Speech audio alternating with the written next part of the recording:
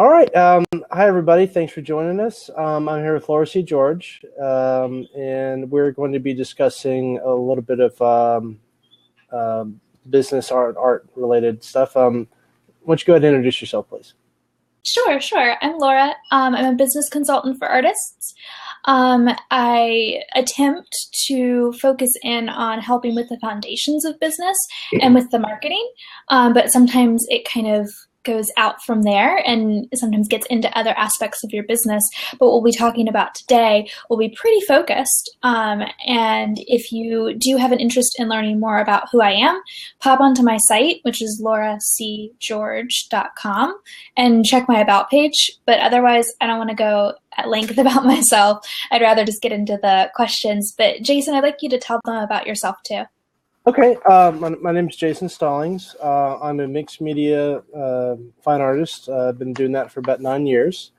I've had a lot of experience working with private clients, corporate clients, doing commissions, selling original works, doing shows through boutiques, and working with interior designers. So I'll post a link to my website, and that's pretty much all I'm going to give as far as my background goes. Let's go ahead and jump in. Okay. So when you're working with an artist, or you have your initial conversation with them, so what kind of questions should an artist ask themselves about, like,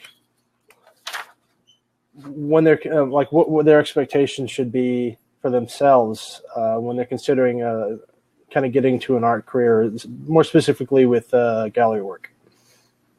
Yeah, I mean, I think it's important to know that, like with anything, you have to put effort into it. It doesn't necessarily have to be the hardest thing that you've ever done.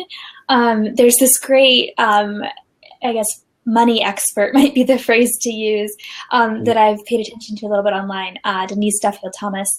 And she talks about how, like, making money doesn't have to be like really hard work. And I think that there's a balance between that concept and it being super simple, that it's somewhere in the middle. You're going to have to put forth some effort for it. It's not going to be super easy. And so even though, like, you have this dream of getting to just like sit and paint all day or whatever your medium is, that's not quite how it is. And any really successful artist is going to tell you that at least 50% of your time is spent on, like, marketing, and probably stuff that you're not really going to necessarily enjoy that much. And so you have to be prepared that if you want to be able to create, especially a full-time income from your art, that it's going to have this other side of it. It's not just going to be art. Okay, great. That's a good answer. For an artist, let's say, you've been working out of school maybe anywhere from a year to 5 to 8 years. Is it better to wait to get a representation for your work, or, like, what kind of barometer do you think would be good to set for an artist? Yeah, I mean, it kind of depends on what you're going for, and where you're at too. Like, if you're just getting started, sometimes you've already established the voice that goes throughout your art, and if you feel like your art is pretty consistent like that, then you want to get representation right away. You're ready for it, and they're going to be totally interested in you because you've got something to say that's really fleshed out. Okay. Whereas if you're not quite there yet, you might want to consider waiting.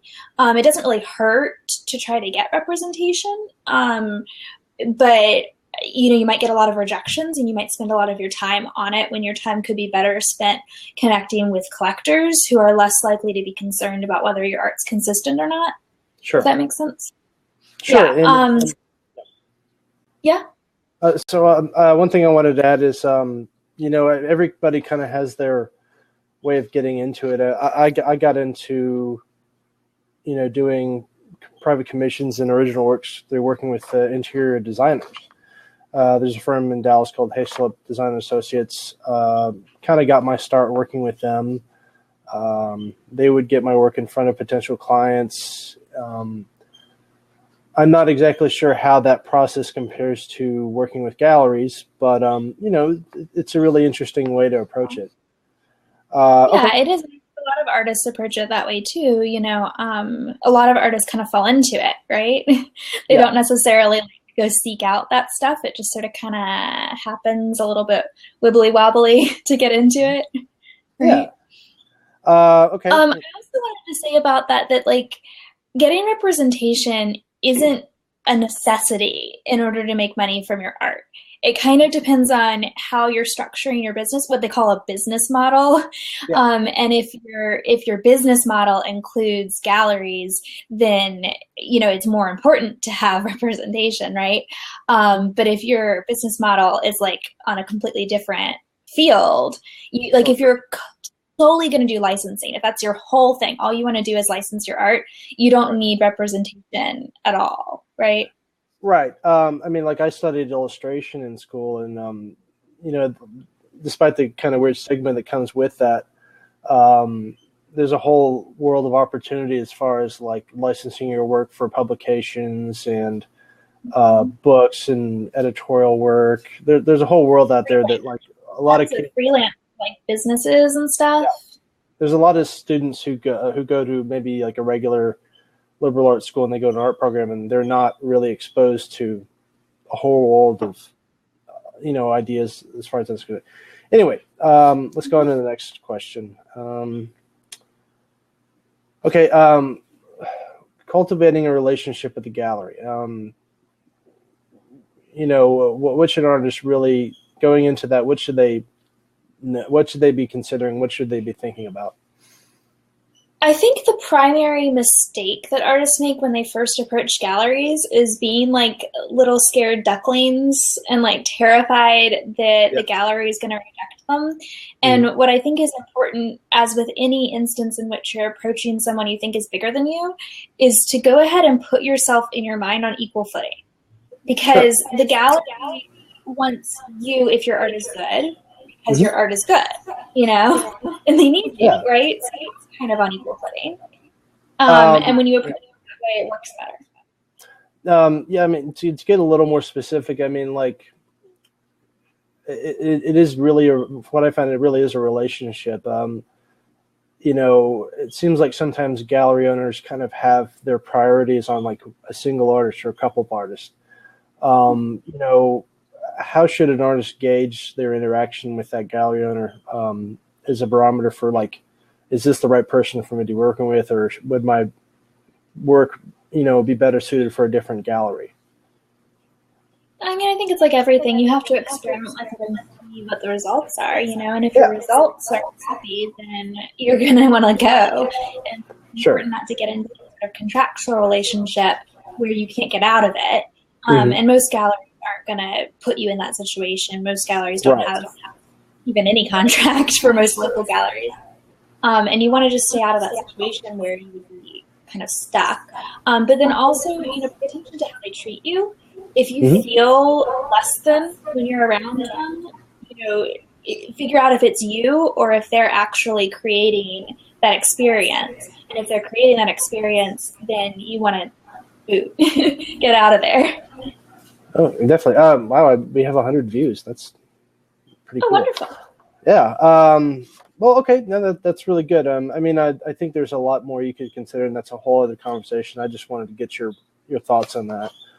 Well, and we've kind of covered like pitfalls and things like that. Is there anything else you want to talk about as like things that artists just don't really consider when they're doing this? Yeah.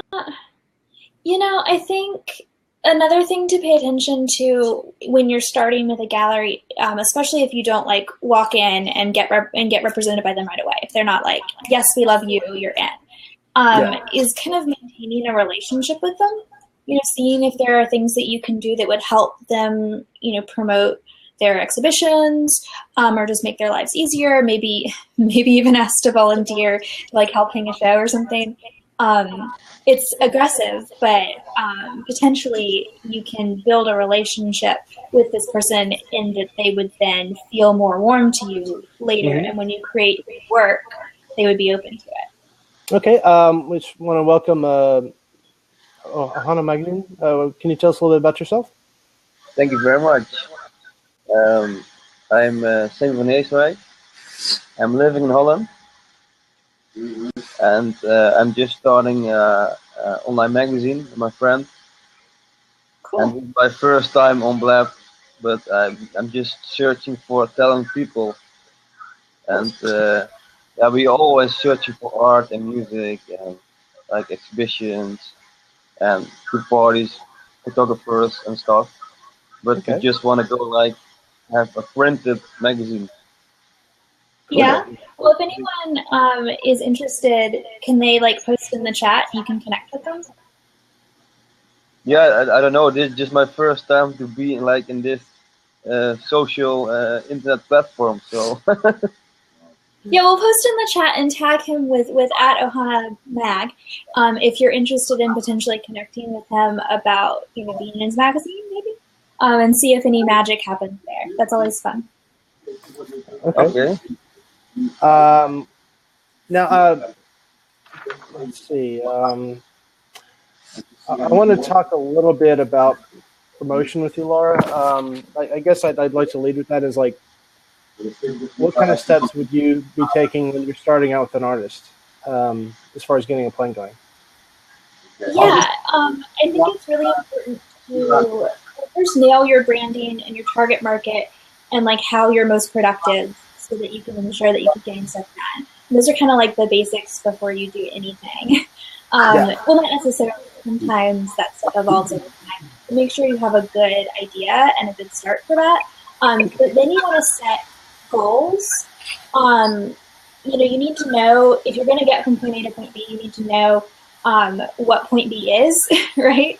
And then you need to like break those down into itty bitty little pieces so that they're like little steps you can take, one by one.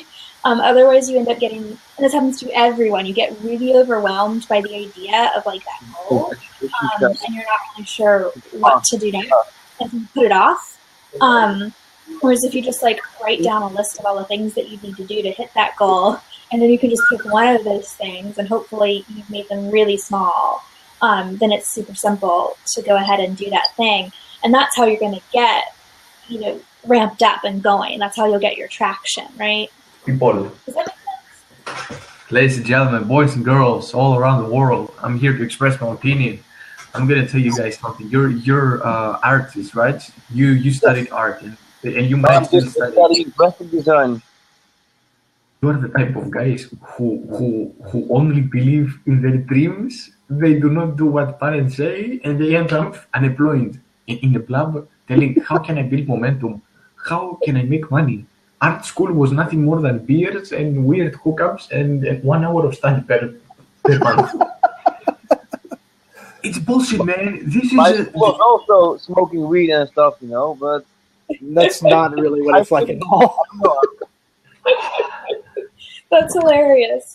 I really do agree a little bit with one of the points there that they don't really teach you in art school how you're two people here.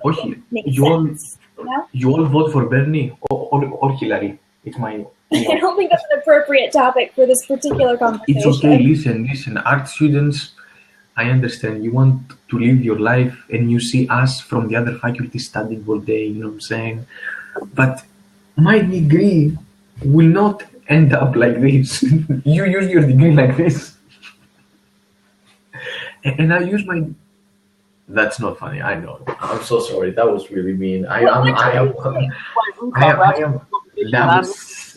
And you're coming in doing this. I don't like this.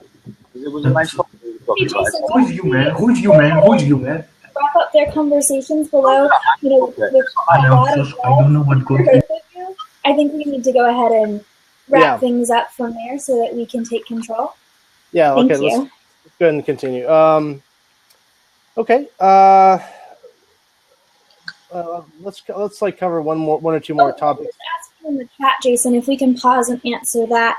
She's asking if we know, like, how do you decide what point B or C is, right? And I think that that's like a huge question. And I think it's part of knowing and having decided on a business model for yourself. And that can always be flexible and change, but you can't really get anywhere if you don't have any plan, right? Even if the plan happens to change down the road.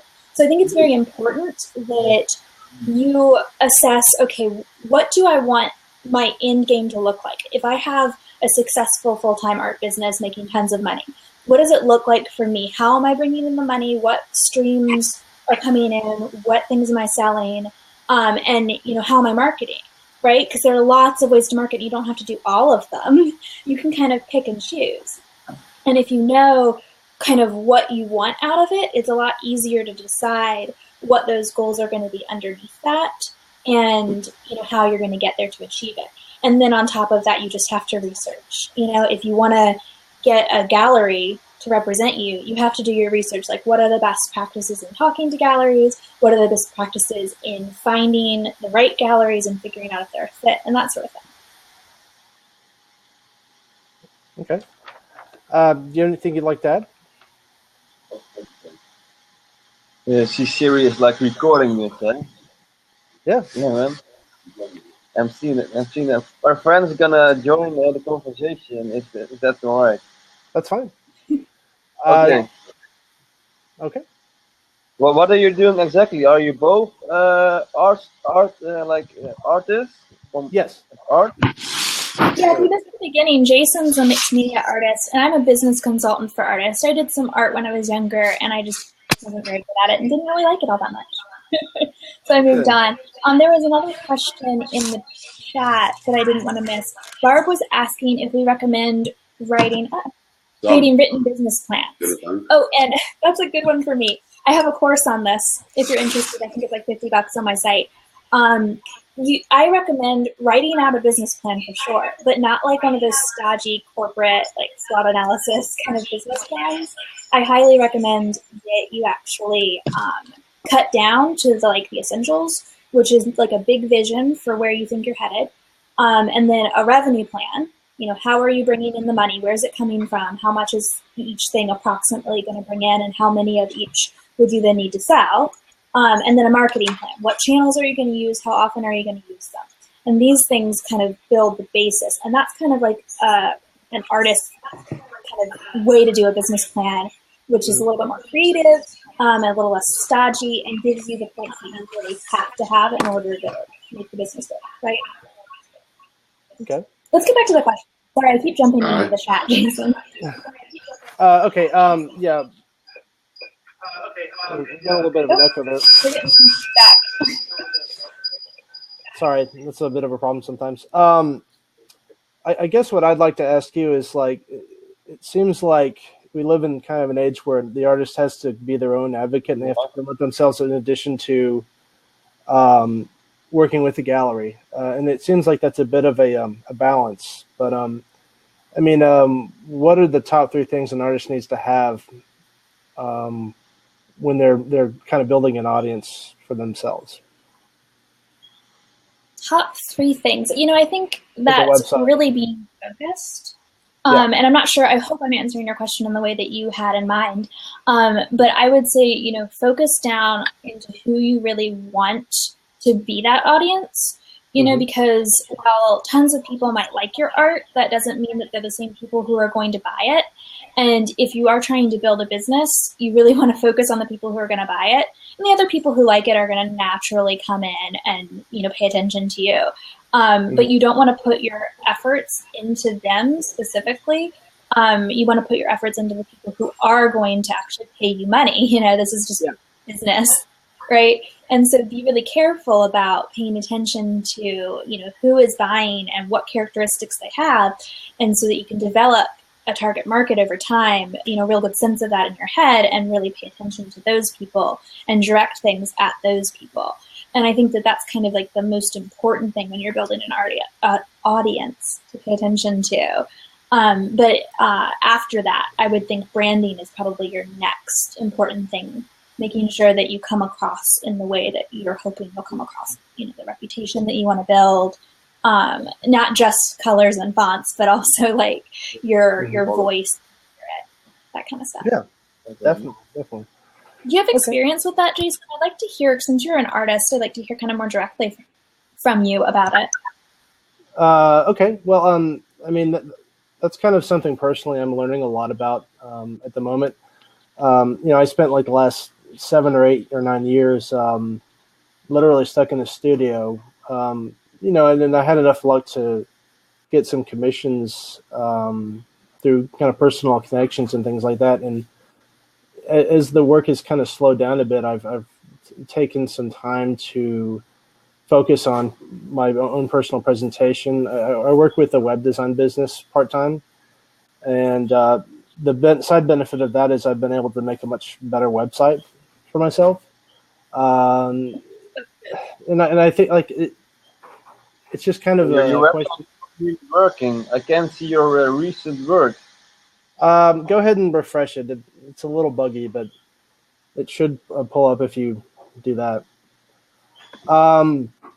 Yeah, basically, Yeah. I think that what I've seen, like some successful artists, like you have to figure out how you going to balance building an audience that's big enough with an audience that's substantial. I think maybe looking into Facebook targeted advertising might be in one avenue. That's something I'm just experimenting with and learning about on just a marketing scale. So, I think at this point, me personally, it's just a question of like, how do I reach enough people and also reach the right people? I think this is me for my generation. I think because I'm a bit younger than you, but I think like a good thing you do, because I just checked your art, and I think it's quite awesome. It's really abstract, it's dope. You should check out Instagram and start tagging, hashtagging all the stuff that you do, because then you get like a small community of people that love your work and follow you. And then after that, you can get going and you follow other people. And you can PM each other, get in conversations, and sometimes maybe even meet up, do collaboration, because collaboration is also the best way to get your network rolling, even in the art world, I think. Mm-hmm. I agree with that. In business model. What was that? Just go for Instagram and just try that. Yeah. Be more, more proactive in sharing on the World Wide Web. And Instagram is the best output for young individuals that are doing art or whatever. It's really, really, really, really good. I would remind you that when you use a social media platform, that you're picking the one, again, that is the market who's going to buy.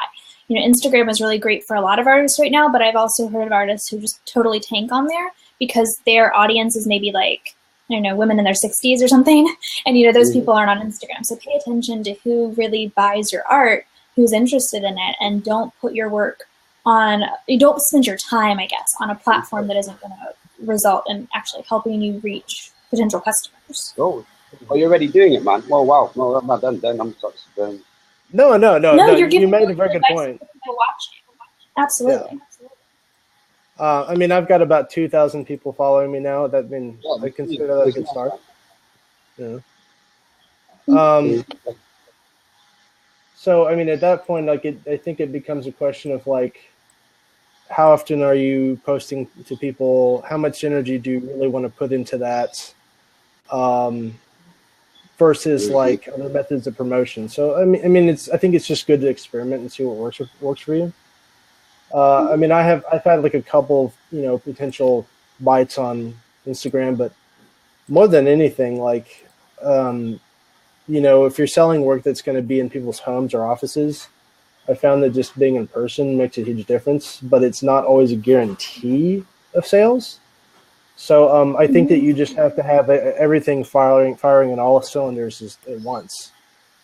And crossing your marketing into multiple different channels. Don't put all your eggs in one basket. That can be pretty helpful. Definitely. I like your Instagram, man. Well, nice variations, work, and all the stuff going into it. Laura, can you give us a little more insight to target audiences and stuff like that? We talked a little bit about that earlier.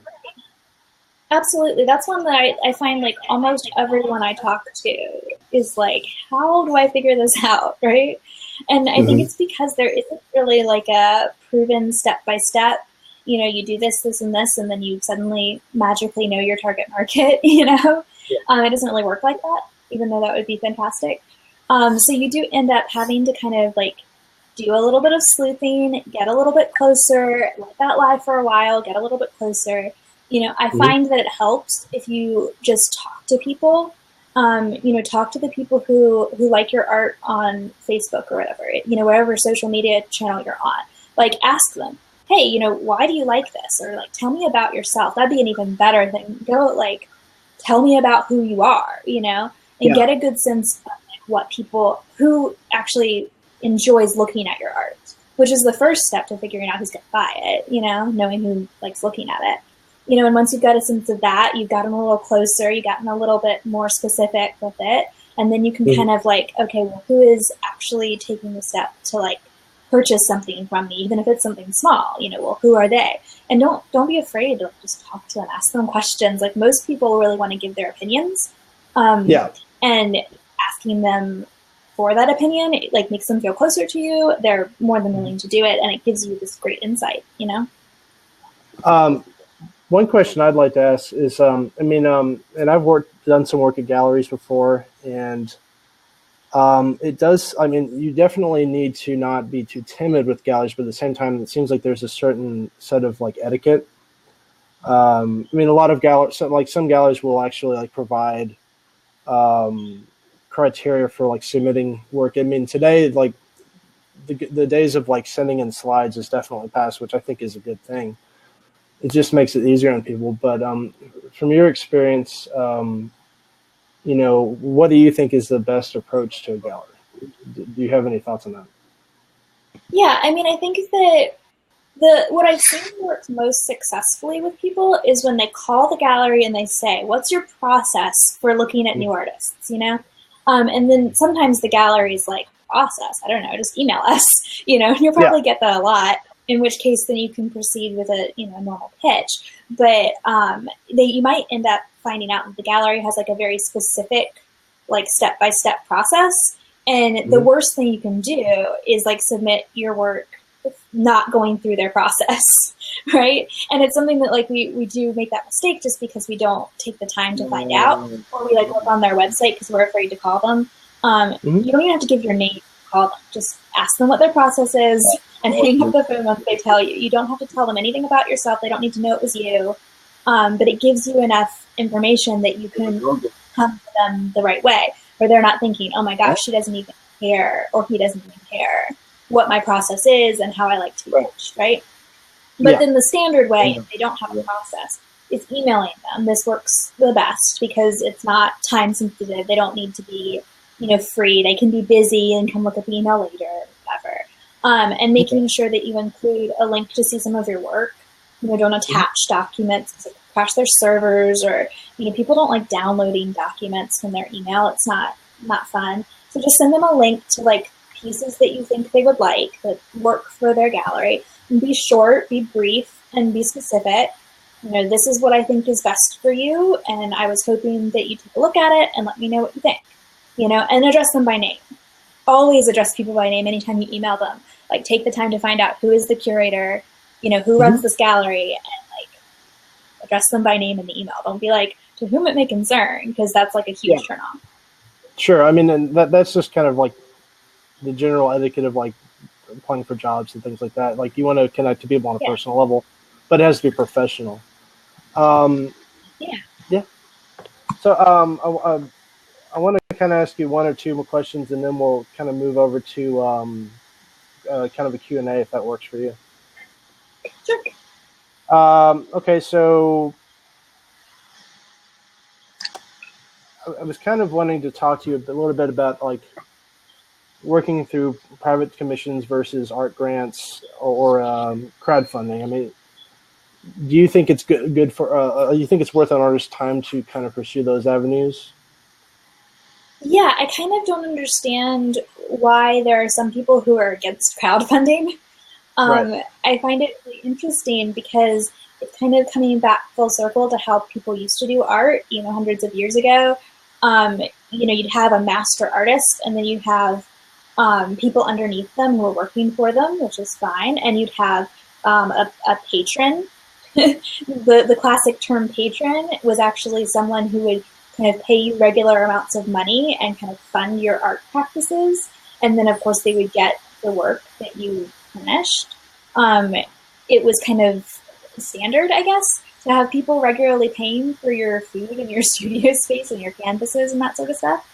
And so the idea of like crowdfunding something kind of seems to kind of fall into that to me, especially on a site like Patreon, which like specifically gives you patrons who will pay you regular amounts of money like every month. But then on other sites too, crowdfunding just seems to make sense. Why not get like $1 from 1,000 people rather than hoping that you can get $1,000 from one person in order to make a new painting? Like that makes sense. But you do have to be giving with that. You know, you're not going to get that money from people, even if it's just $1, if they're not really sure what you're going to create, or if you're really bad about connecting with them and making them feel like part of the process. You know, it's important, even if you don't change how you work, that you keep including them, you know, showing them pictures and stuff and letting them know how things are going. And then they feel really compelled to join in with you. And I think that sort of thing helps you get footing when you're first starting out. You know, when you're like, I don't have anyone following me, I don't have anyone paying attention to me. If you've got something to tell people about, that you're doing this project and you're hoping to get it funded, you know, that can be something that gets people excited and, you know, into your world when you've kind of got nothing else necessarily going for you yet. You know, it kind of kicks things off. Okay. Well, thank you. Have you ever done crowdfunding, Jason? No, but I have definitely been interested. I've done a lot of research on it. I feel like I need to be more prepared. Hi, Barb. Howdy. How much research have you done on it, Jason? Quite a bit. I mean, it's just stuff I've done on the side. I mean, I have a friend who has built a pretty successful business, not related to art per se, but he's built a business through Kickstarter, funding like custom-made like pens. And Funding, the biggest what piece, was it? Pins? like custom pens, yes. Like the biggest piece of advice he gave me was build your audience. I mean, like get people engaged in the whole thing, and then your likelihood of success increases. Hi, Linda. Welcome. How are you? Hi there. Sorry. Barb told me to come. Hi, Linda. Barb, Okay. I'd like you to introduce yourself, and then Linda, whenever you get a chance. Afterwards. I'm Barb Tomlin. I have actually, in the 70s, I made my first million in treating art as a business. So I have been an artist since I was 4 years old, but I'm also a fourth generation entrepreneur. So you might call me an artpreneur. There's all kinds of buzzwords these days, but the bottom line is that I believe that for your art to be enjoyed by the world, you've got to be able to make a living off of it, because otherwise the message can't get out there to the world. And we are in a remarkable time in history of being able to use these visual mediums to promote our art. So this is the time when you as an artist really have to step back and evaluate what you want to do with the rest of your life. And one of the things that resonates with me about Linda is she's an intuitive. She approaches things from a spiritual standpoint, and also a businesswoman and an artist. I also have, I've worked with, in my history, worked with numerous art galleries. I just came off of a 4-year project where, in partnership with a gallery owner, where there were 300 artists that we represented. So I have a 21st century perspective on what it takes to work with an art gallery. And my other connections are art galleries in Taos, New Mexico. I actually am a digital nomad, another buzzword, but I travel between New Mexico and the Pacific Northwest. And I'm not retired. I'm not seeking to make revenue off of other artists as their consultant. I don't have time for that. I have plenty of things for myself, but I've been working on a crowdfunding book for the last couple years, and I have actually backed on Kickstarter 39 campaigns, 37 of which were highly successful, and the 2 that were not were pulled I talked the creators into stopping the campaigns. So particularly on the Kickstarter platform, I think I know quite a bit about what it takes to run a successful campaign. And I've also taken numerous courses by the so-called gurus of crowdfunding at these various stages from 2010 forward. And I used to also be a venture capitalist. So that's my background. And one of my missions in being here today was really to find other artists on Blab who really are interested in pursuing their business, their art, their talent as a business, because I have a vision of being able to connect artists with galleries worldwide through the digital signage medium. So that's one of my where I'm coming from. Well, thank you. Linda, can you go ahead and give us a little background on yourself? Well, I was born and raised in Sweden, and now I live in Norway in a small village. So if it hadn't been for internet, I wouldn't have a market. But I've been marketing myself online pretty much since I got online in '94. But I didn't start learning about marketing until 2013 because things just happened by word of mouth before that. So I am an artist and intuitive guide. Okay. I have a couple of lines in my business because I'm a multi-passionate. I'm not going to focus on only one thing. But being creative and creating art is very much at the core of who I am. So the way I describe what I create is that it's symbolic in some way. Like I'm working on a series of 100 symbols, but that's not the only thing. It could symbolize you on a deeper level, like your spirituality, ideal location, a spirit animal, or an actual symbol that you feel a connection to. So I draw in colored pencil, paint in acrylic, gouache, watercolor, and it's often inspired by the local landscape, mythology, folklore, and I also do more abstract art as well. Great. When I feel like it. So my audience is mainly female entrepreneurs because I like talking to them. Sort of the people I like to hang out with, and I can't really market to people I don't enjoy. Fair enough. I think you have to spend a tremendous amount of time on defining your market, really. Even as you're creating your art, even though it's beautiful, is you're creating it for some reason. It makes you feel good or it makes others feel good. And in the end in life, it's all about making the magic for others because you feel more fulfilled yourself when you do. It's just the way it rolls in history. It's not about us as individuals, but it's about what we share. And so we have... Yeah, and my target market had sort of evolved over many years. So it's not just female entrepreneurs, but there's a long list of things that make them like their view on spirituality. I want to redirect to Laura a little bit. Is there any kind of stories you'd like to share with us? Anything in particular? About what? Well, your experiences, or like just kind of anything off the top of your head that you feel comfortable kind of sharing, like as far as your business goes. Oh, my business. Okay. Yeah. I see where you're going. Yeah, I mean, I think that I was just talking with my husband about this, that when you first start out in business, you kind of flounder around and you put a lot of stress on yourself with really small things that, you know, your perspective at the time is that these are huge things that you're doing. And they're really quite small. And I think it's important to, when you're starting out, kind of keep that perspective. And I went through that stage for sure, where I was like, you know, thinking that every little thing that I did was like this huge game-changing experience, not just for me, but for the people that I was interacting with.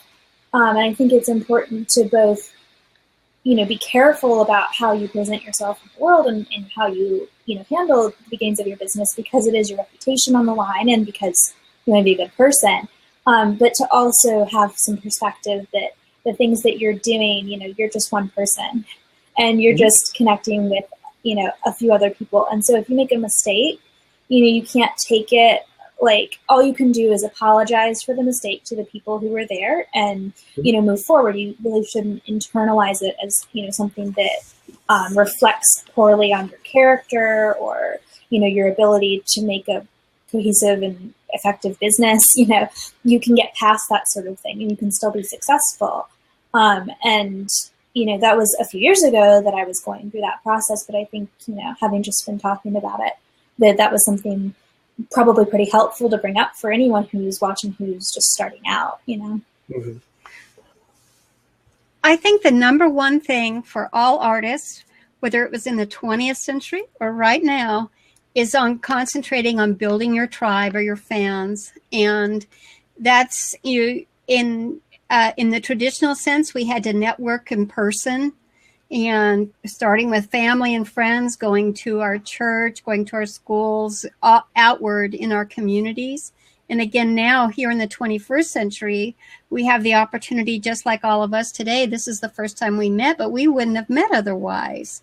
Right. And so you have power that, in centuries past with artists could never have even dreamed of. Mm-hmm. And so there's a much bigger opportunity for your art to be seen.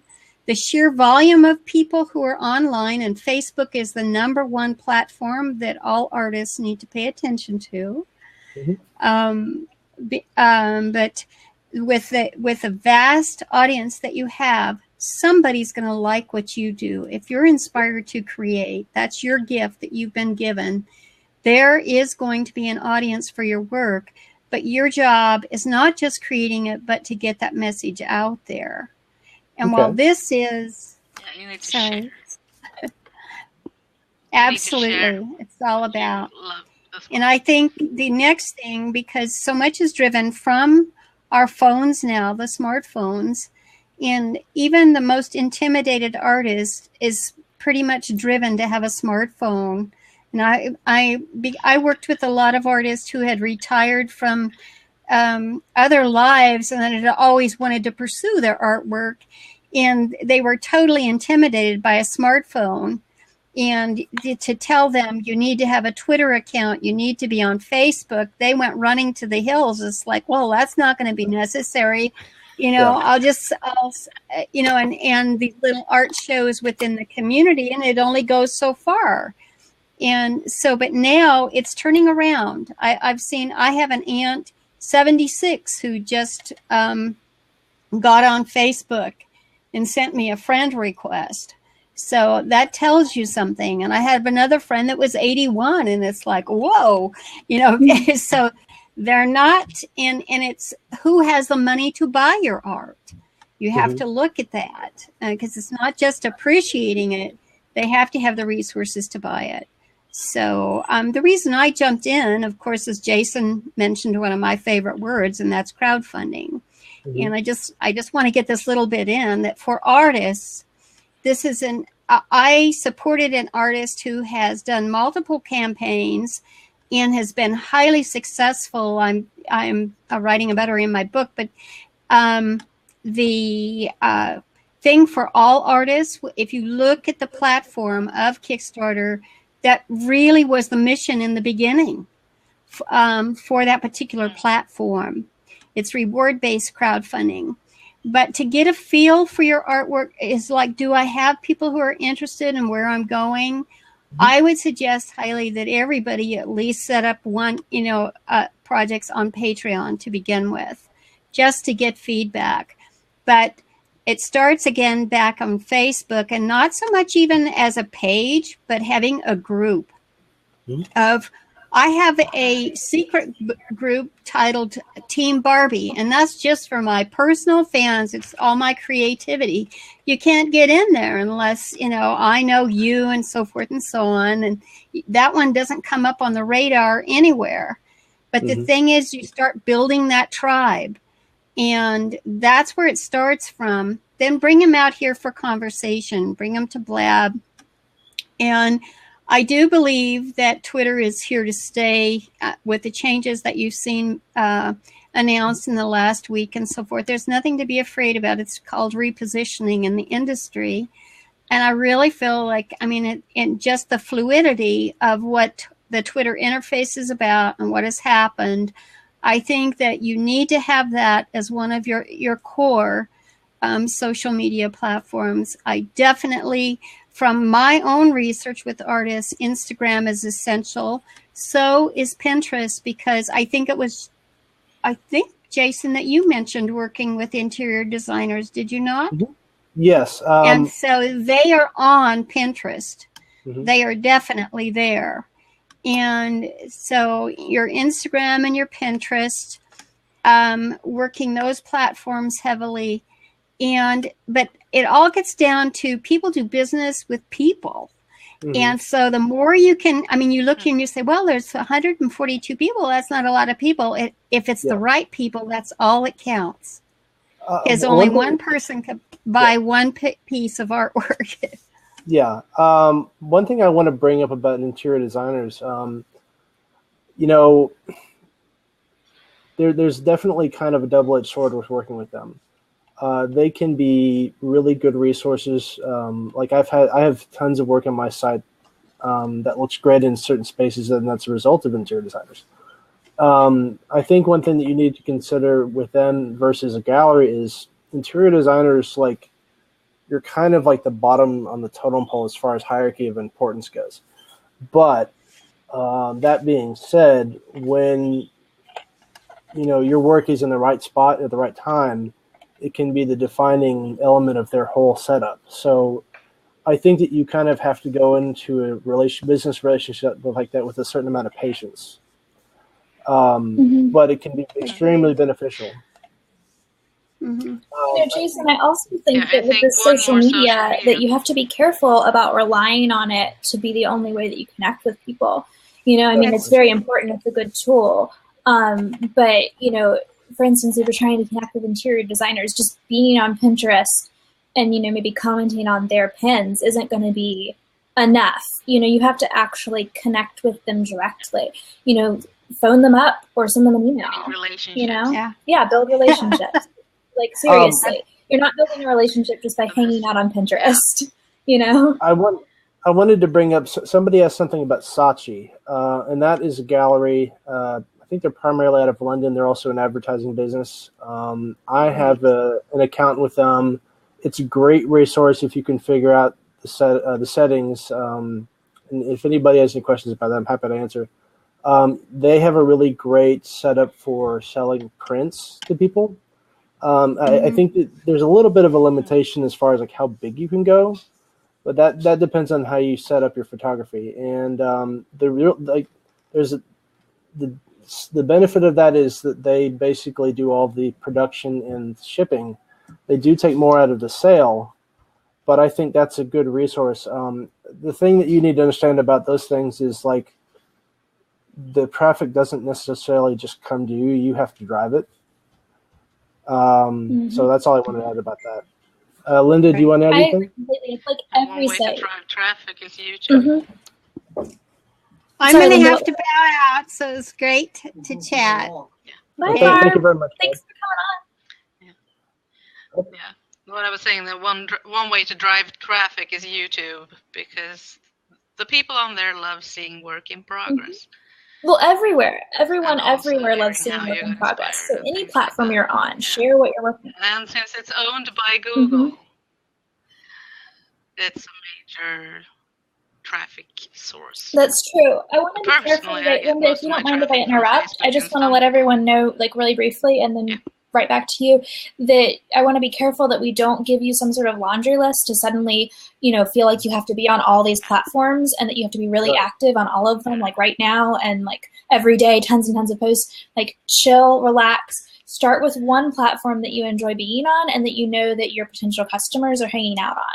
And, like, if you feel like you've mastered that, then you can move on to the next. It's not going to transform your business just because you're on all of these things. by any means. I mean, there's no way it's going to magically overnight like make you tons of sales. So just like chill, do one at a time, you know. Yeah. And you need to enjoy it, or you Yes, won't do that's it. Sorry, so Lenny, I important. didn't mean to interrupt. Personally, I'm everywhere, but that's me. That's because I have the time since I'm disabled. Mhm. But otherwise, I wouldn't be able to be on all the platforms I'm on. And I have built them up over a lot of years. So Okay, we've got about 8 minutes left. personally, I prefer building relationships to masculine marketing. Well, we've got about 8 minutes left. Laura, is there anything else you want to add? I mean, we might leave it open to questions. Yeah, we can do some questions. Yeah, I'm going to jump out and leave the seat open for other people. Okay. What was that? But I did also want to talk about a little bit about like some pitfalls. I don't think we discussed this really, and I wanted to get to it. That some things that I noticed happen with a lot of artists, and especially those who are going after the gallery market. This tends to happen. That you get really complacent as once you found some representation, like you're in a gallery or maybe you're in two galleries, and you kind of static, I guess, and you stop progressing, you plateau out. And I think it's really important to constantly moving forward, or you're going to end up behind. Technology is always changing right now, and thus the way that you reach your customers is going to continue to change. And so you need to be aware of that and present for these changes and then reacting to them. So, be sure that you're flexible and you're able to like kind of analyze how things are going, and that you're consistently watching for, oh my goodness, I've been using Facebook and it was going great, but suddenly, in 2 years, it just isn't working anymore. And that happened with Twitter. Like, I think a lot of people have noticed that Twitter is not quite working right now, and maybe it'll come back. But for a lot of artists, it's just dead. And so you notice that, and so you stop focusing all your efforts on Twitter, and then you move forward on things that are working, right?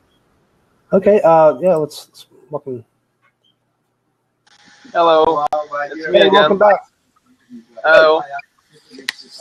Well, I want to mention something. I want to encourage everybody to check out Laura's site and consider taking her.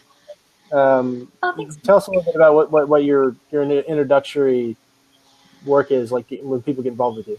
Yeah, I have a lot of free stuff because I think it's important before you pay me any money that you feel like you get me and that we would work together well and make sense. So go onto my site, and tons of blog posts, pretty much anything you're looking for on art is probably there. And if it's not, I'd love to write a post about it to let me know that you're missing it. You can also on my site get my Art of Pricing Art freebie, which is all about like figuring out how do you effectively price work that's going to sell and also make you a profit at the same time, and isn't so high that you feel like you're a jerk and you're losing your soul in the process and all that stuff. And that's pretty easy to find right on my homepage. Thanks for posting my site in the comments there in the messages. But yeah, if you're missing anything and you want me to talk about it, just let me know. Sure. One thing I want to mention real quick is that I think there's so many tiers of markets that like people who are like active collectors like buy at certain prices. So I mean, a lot of people, they kind of either think, well, I have to price myself really low, or I'm not going to sell anything. When in reality, the actual situation is very complex. I mean, you may have Absolutely. like fairly a work you think is priced like kind of high when it's actually not high enough. So anyway, absolutely, it's a really complicated subject. In fact, my video that I have isn't even nowhere near comprehensive as to everything that I want to talk about. I just started writing a book about it because it's so involved.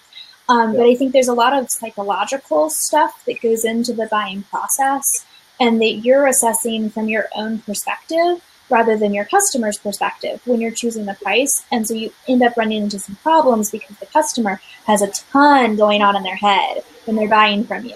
And so just assuming that like the cheaper it is, the better is like really dumb, because that's not how it is. All the studies show that there's a lot more that goes into it, and that cheaper isn't always going to be something that makes people buy.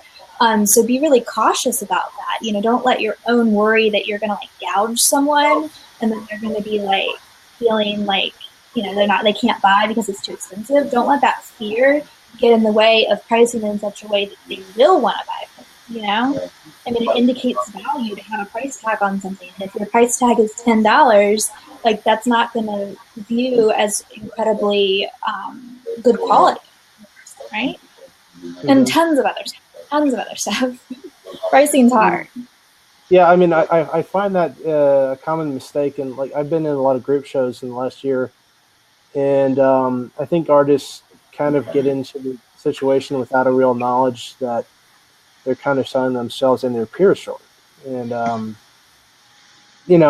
think that you need to kind of get over that fear a little bit. Anyway, I wanted to give you a little more another chance to kind of tell us about the magazine. Yeah, I just have a question about starting a Kickstarter project, about like starting a real magazine. Do you have any tips to like start a Kickstarter project? Laura? Well, from my perspective, I haven't really done a whole lot with Kickstarter, so I can't be very specific on the Kickstarter platform, but I have kind of watched people on there, and I find that what's really important is that you don't leave it up to Kickstarter to do the work for you. You have to drive all that momentum, and you have to be very specific on your Kickstarter page. I noticed that the pages that are like loosey-goosey about it, like if you were to write like, we're going to have a magazine, it's going to have a lot of stuff in it. Like that's not specific enough, and people aren't going to want to buy into that. So if you're really like concise and specific, and the more examples and pictures you can pull in, we have already like articles and photos and stuff, but yeah, we really want to do like more like in paper, and we want to have more articles and more photos, and then we want to fill it up. Mm-hmm. But, we need like advertisement and more stuff. Yeah. Jason, are you messing with your audio? No, sorry, you probably heard my speaker's a little sensitive. Apologize. Well, anyway, it looks like we're kind of getting to the end of the conversation. I want to thank everybody who involved, especially Laura, for taking the time to speak with me and everybody else. Is there anything else like that? No, I think we kind of covered most of what we wanted to talk about today. If anyone has any follow-up questions or anything, you can email Jason or I. I'm sorry, I'm giving it away that you can email Jason. He might not want that. You can email me, Laura@lauracgeorge.com, or through my website. You can email Jason. He just put his email in the chat. Thanks, Jason. Sorry I was giving you away. And let us know if you have questions about stuff. We both like to help. Okay. Do you have a link to Ohana magazine? Yeah, we have. It's www.ohanamag.com. Can you post that, please? Post it in the chat, yeah. Perfect. Yeah, we'd love to take a look at that. Anyway, thanks again, everybody. Thanks. Love to do this again at some point, and I'm glad that we had such a great turnout. Hope you all have a great weekend. Thanks. Yeah, great. Thanks. Thanks, Jason. Yeah. Bye. Bye.